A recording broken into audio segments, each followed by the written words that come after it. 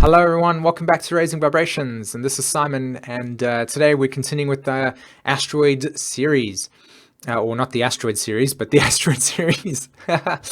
Anyway, the main asteroids, and we began with Ceres, and we went through to Vesta and Juno, and we're now at Pallas Athene. So we're going to be working with Pallas Athene today, and just sharing some of my thoughts and feelings regarding what it symbolizes in the birth chart, and maybe kind of inspiring you to feel a little bit more active in exploring this within your own consciousness. Okay, so let's jump into that straight away. Alrighty then, so Pallas Athene, this is what the symbol looks like in your birth chart, and it's the asteroid number 2. And so for anybody that hasn't actually got your birth charts drawn and you don't know how to do it, if you check the top of the screen right now, there should be a link that will come up, and or a little card, and will tell you to go to a video, and that video shows you how to actually create your birth chart. So if you click on that right now, and then once you've done that, come back to this video and you'll be able to add in the asteroid and see where that is in your birth chart, right? Okay, so Pallas Athene and the asteroid number 2, that's what the symbol looks like. So what are we dealing with here when we're looking at this symbol? Okay, we're dealing with soul wisdom.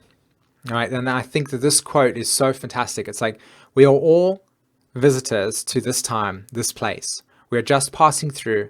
Our purpose here is to observe, to learn, to grow, to love, and then to return home. And it's like, it's so interesting because this entire sort of series on the asteroids themselves kind of plays out this role, you know, where observation in some way, shape, or form can be our relationship to our consciousness. Okay, growth can come through the archetype of what's the word I'm looking for? I can't even remember the asteroid now. Right, Ceres, growth, nurture. Love through the ability to understand Juno, and to learn would be this process of Pallas Athene, right? In order for us to learn something, we would need to be strong enough or warrior enough to be able to go out there in the world and experience life. Okay, and I highly recommend watching a little clip that was Rocky Inspiration. Okay, and I think it was the most recent film that he had created like a couple of years ago. And he has this inspirational scene with his son, and he describes the nature of life being the most important competitor that you will ever experience, i.e. yourself. And Pallas Athene really, really shows up in that story within ourselves. It's like, whenever life throws us situations and circumstances, when do we incarnate our warrior? When do we incarnate our capacity to step up to the plate and say, I'm here to be fully active and present in my story? And how do I access that part of myself? Am I, sometimes overwhelmed by the circumstances and situations and feel like I can't bring my soul's wisdom?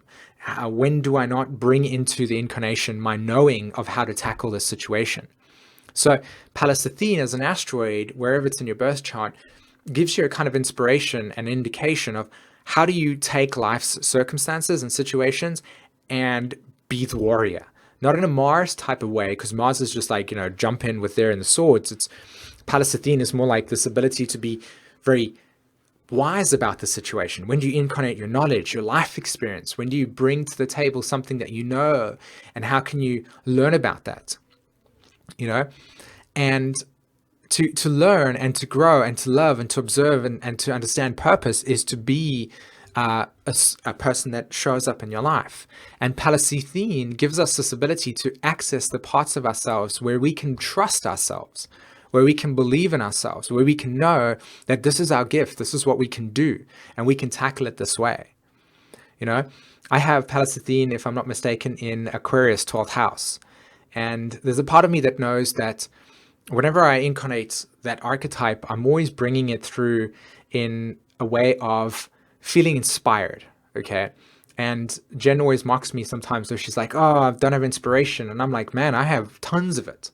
And I generally find myself not actually feeling inspired, like not feeling inspired, if you get what I mean. And of course it's an Aquarius, so it's like I'm inspired with my ideas.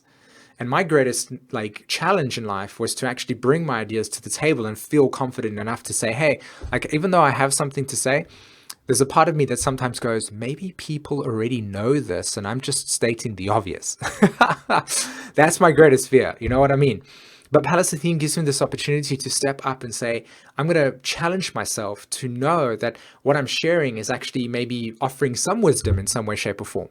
And that even though it might not be the most enlightening thing to some, it could actually be a liberation for one person. And if that's the case, then that's what I'm going to do in that sense. So that's how that Pallas Athene shows up in my life.